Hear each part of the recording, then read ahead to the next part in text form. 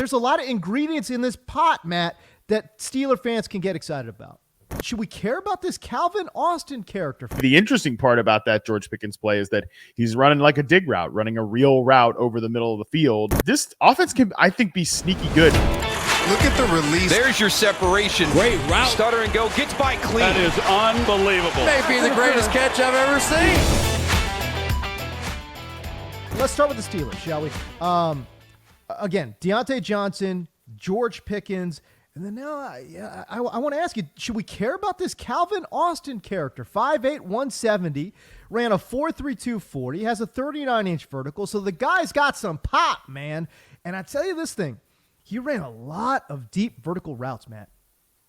Yeah, so I do think we should care about Calvin Austin. Now, look, I think that Allen Robinson's probably going to be this team's starting slot receiver to open up the year.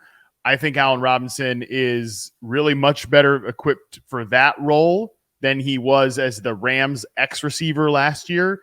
We know that was just not a good fit. It was not going to work for Allen Robinson in that role because he's just not the same like he's not running vertical routes, but he can do a little bit of like short. He's much better in like the short and underneath area and like getting open quickly, getting off the line quickly than it is doing the other stuff outside. So I think he can actually be a really good fit in that role. But if he slows down towards later in the season, maybe Calvin Austin can be. And even if Calvin Austin's just a situational player, which I think at this point, that's probably what he would be. I don't think he's going to be like on the redraft fantasy radar or anything like that. But I really like Calvin Austin a lot coming into the league. I mean, relative to him being like a day 3 draft pick, right? Like I think he was a guy who, you know, we talked about some of these guys coming into the league, like Wan'Dale Robinson, smaller player. Some of the guys that came into the league this year as like day 3 players that were smaller guys that you know, maybe more gadgety players. But man, you go back to like his collegiate stuff, like Calvin Austin. You look at his reception perception.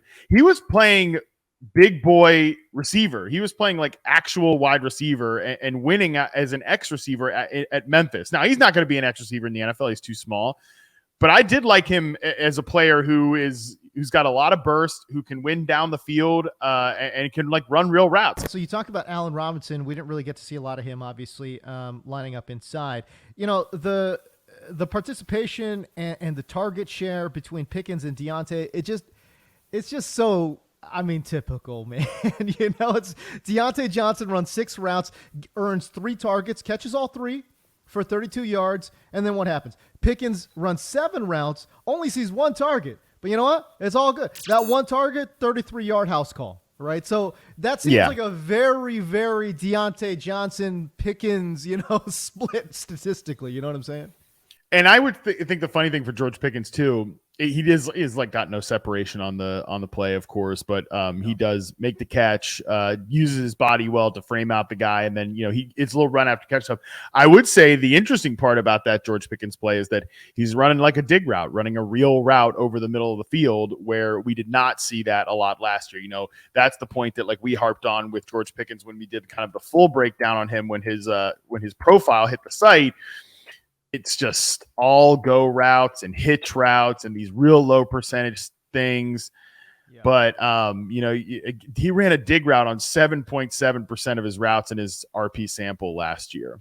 That's just so stupid. It's so low. You could make an argument that this team was just not very well set up for, like you can, I guess, excuse Matt Canada for what he did as an offensive coordinator, that why it's so basic last year is, well, hey, I'm breaking in a rookie quarterback. I'm breaking in a rookie receiver in George Pickens, who didn't play his final year at college because he was recovering from a torn ACL, right? So I got to keep things pretty simple for this guy. I think now but then their depth behind Pickens and Deontay, once they traded Chase Claypool, was like non-existent. You know, they were running out like Steven Sims, not a very serious receiver room there. So I think now if they have more confidence in George Pickens in year 2, they have obviously they know who Deontay Johnson is. We're big Deontay Johnson fans. We know he's just like the most underrated route run, like high level route runner in the NFL. They have a guy in Calvin Austin, who could be a nice rotational player, and they have a reliable veteran slot receiver in Allen Robinson, and Kenny Pickett takes a step in year 2. That's why I kind of want to believe, and I might end up looking like a jackass for this, but like I kind of want to believe that this Steelers offense can open it up in year 2 of Kenny Pickett. This offense can, I think, be sneaky good because Pickens, I think, is, regardless of what you think his ceiling is, and I think he has a very high ceiling. I think the floor is like he's like what? In the worst case scenario, he's DJ Chark. And I think he's gonna be much better than DJ Chark, right? We've talked about like Devontae Parker, I think is like the low mean level, and then like maybe the middle is something like he's Mike Williams. I think he could be better than Mike Williams, right? But that's still like the most likely outcome is like he's like a Mike Williams type, but maybe he really outkicks that and he's a way better player. And then we're talking about him as one of the best X receivers in the league. And I think he could be somewhere in that kind of middle range this season, and he continues to grow and whatever. Like I really like George Pickens. I don't want people to just click on the profile again and be like, oh, his success rate versus zone stunk last year. Harmon hates George Pickens. No. That's not how I want to come off. Like I think he's going to be a big important player this year. You talk about Allen Robinson, his third option, Calvin Austin, who I thought in this particular game showed a lot of burst, and obviously his athletic scores would tell you the same thing. We haven't talked about Pat Freiermuth, who I think is a developing, tight end. I love Pat Freiermuth. James, every time I get on the clock in the 9th round of fantasy drafts this year, and like Pat Freiermuth is still there, I just pick him every time. He's like my favorite. He's one of my. I wrote up the blueprint article I talked about a couple weeks ago on the show for Yahoo, and like one of my guy at tight end was Pat Freiermuth. If this offense is good, if I'm right about that, it being good, like I think he's a guy who could benefit from that. Yeah, look. I mean, what would you say is upside? Touchdown wise, 10 touchdowns is an upside, I think, for Pat Freiermuth. If we believe the Steelers offense does take a step forward, and again, I understand, I get it. It was one of the worst passing offenses in the NFL last year. You're thinking, well, not much has changed. The development of players certainly will contribute. And I'll say this too, Matt. Look, I'm not like some, X's and O's, Madden dude, but just visually looking at Matt Canada's offense, it looked a little different.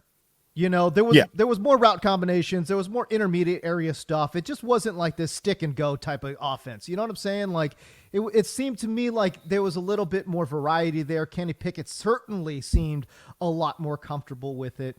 And by the way, Mike Tomlin, man, like as much as people crap on Mike Tomlin, he's just such a rock solid head coach. And I think he's very aware of what needs to happen to be successful in 2023. He's got Jaylen Warren. He's got Najee Harris. Again, Najee Harris is another player that gets shat on a lot, But again, I just think from a talent perspective, talent standpoint, he's going to find a way to get production out of his running backs.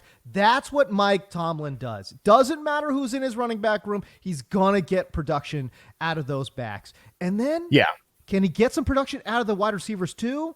And Pat Freiermuth, who you really like. Boy, I'll tell you, there's a lot of ingredients in this pot, Matt, that Steeler fans can get excited about.